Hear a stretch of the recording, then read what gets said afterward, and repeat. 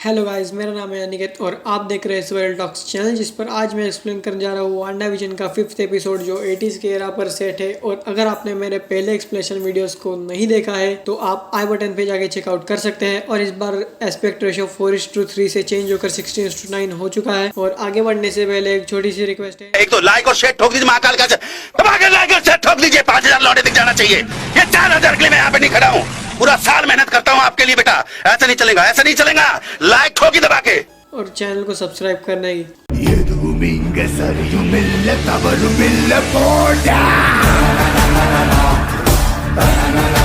तो एपिसोड की शुरुआत होती है जब वांडा और विजन अपने बच्चों को चुप कराने की कोशिश कर रहे हैं जो रो रहे होते हैं।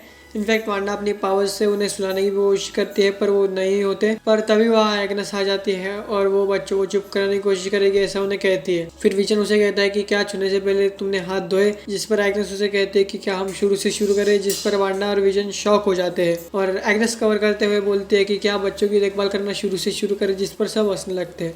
फिर विजन वांडा को साइड में ले जाके कहता है कि ये क्या था, क्या उसे सब मालूम है, जिस पर वांडा कहती है कि वो बस एक ग्लिच था।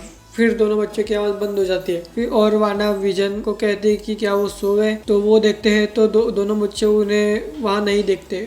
और फिर उन्हें उनके पीछे से आवाज़ आती है मॉम डैड, जो एग्नेस को भी दिखता है पर वो कुछ नहीं बोलती। इससे ये पता चलता है कि एग्नेस इसके बारे में सब कुछ जानती है। और फिर उनके पीछे उनके बच्चे खड़े होते हैं जो 5 साल के हो गए हैं। बाकी एपिसोड की तरह ही इस एपिसोड में भी वांडा विजन का एक इंट्रो देखने को मिलता है जिसमें वो दोनों अपने बेटों के साथ टाइम स्पेंड करते दिख रहे हैं। फिर हम वांडा की रियलिटी से बाहर आकर देखते हैं कि मोनिका रैम्बो को स्कैन किया जा रहा है और स्कैन में कुछ भी नहीं दिख रहा है। इससे ऐसा लग रहा है कि मोनिका रैम्बो को उसकी पावर्स मिल चुकी होगी। फिर वहाँ जिमी और डार्सी लुइस आते हैं जो उसे कपड़े देते हैं और बेस पर मिलने का बोलकर वहां से निकल जाते हैं। फिर सब लोग बेस पर जमा होते हैं। फिर जिमी सबको वांडा की हिस्ट्री बताता है कि वो कौन है, उन्होंने क्या स्ट्रगल किए हैं, फिर वो हाइड्रा से कैसे ज्वाइन है, कैसे उन्हें माइलस्टोन से पावर मिली। फिर जिमी वहाँ से साइड हो जाते हैं। फिर डायरेक्टर टेलर वांडा को टेररिस्ट बताते हैं और मोनिका रैम्बो कहती है कि वो कोई टेररिस्ट नहीं है, जिस पर डायरेक्टर टेलर उसे वो फुटेज दिखाते हैं कि कैसे वांडा ने स्वॉर्ड के बेस में घुसकर विजन की बॉडी को चुरा कर ले गई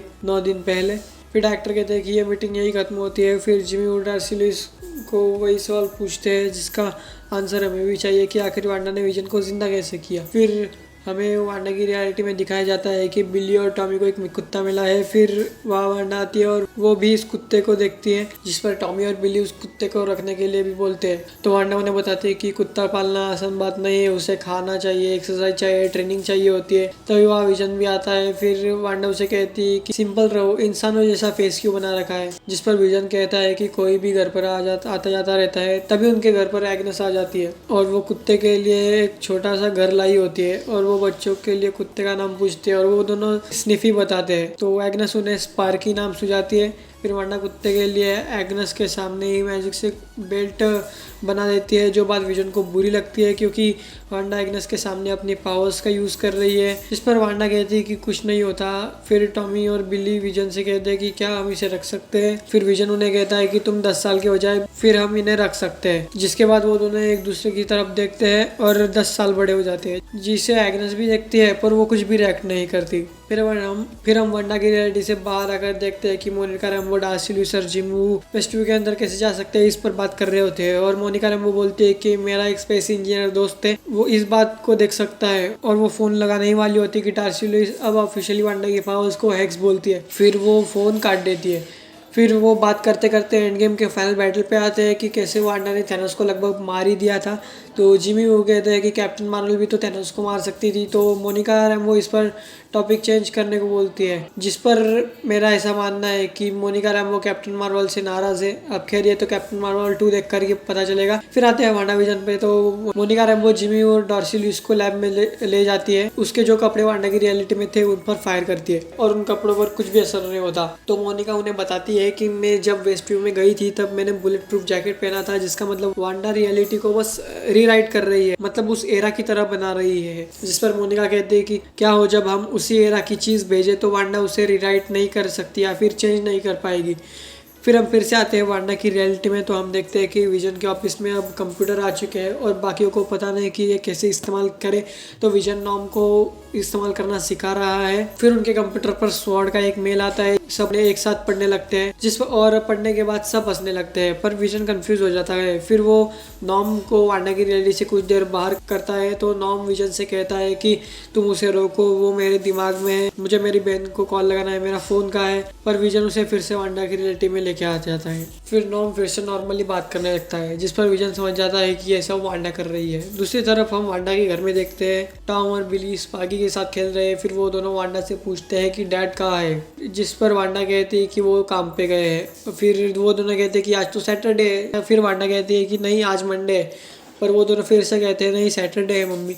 तो वांडा कहते हैं कि डैड को काम आया है तो उन्हें बाहर जाना पड़ता है, तुम्हें हमेशा दो अच्छे भाइयों की तरह रहना है। जिस पर दोनों पूछते हैं आपको भी कोई भाई है, जिस पर दोनों पूछते हैं कि क्या आपको भी कोई भाई है। तो वांडा उसे कहती है कि हाँ मेरा एक भाई है पर वो बहुत दूर रहता है। फिर स्पार्की भोंकते हुए बाहर चला जाता है, जिसके पीछे वांडा और उसके बच्चे भी चल जाते हैं। और तो बाहर देखते हैं तो उन्हें स्वाड का भेजा हुआ प्लेन दिखता है जो 80s के एरा का होने के कारण वांडा उसे रिराइट नहीं कर सकती, जिसे मोनिका कंट्रोल कर रही होती है। उस प्लेन के कैमरा में वांडा की आंखें लाल दिखाई जाती है और स्वाड के डायरेक्टर फायर करने को बोलते हैं, पर मोनिका बोलती है इसमें फायरिंग की सिस्टम ही नहीं है। पर तभी सब ब्लर हो जाता है और उन्हें रेड अलर्ट मिलता है और सब बाहर देखने के लिए जाते हैं। तो हमें दिखता है कि वांडा उसकी रियलिटी से निकल कर आती है और वो प्लेन डायरेक्टर टेलर के सामने फेंकती है और वो सबको वार्निंग देती है कि मुझसे दूर रहो, तुम मुझे कुछ मत करो, मैं तुम्हें कुछ नहीं करूंगी। तो मोनिका और एम्बो उसे कहती है कि तुमने मुझे और भरोसा दिखाया है, मैंने तुम्हें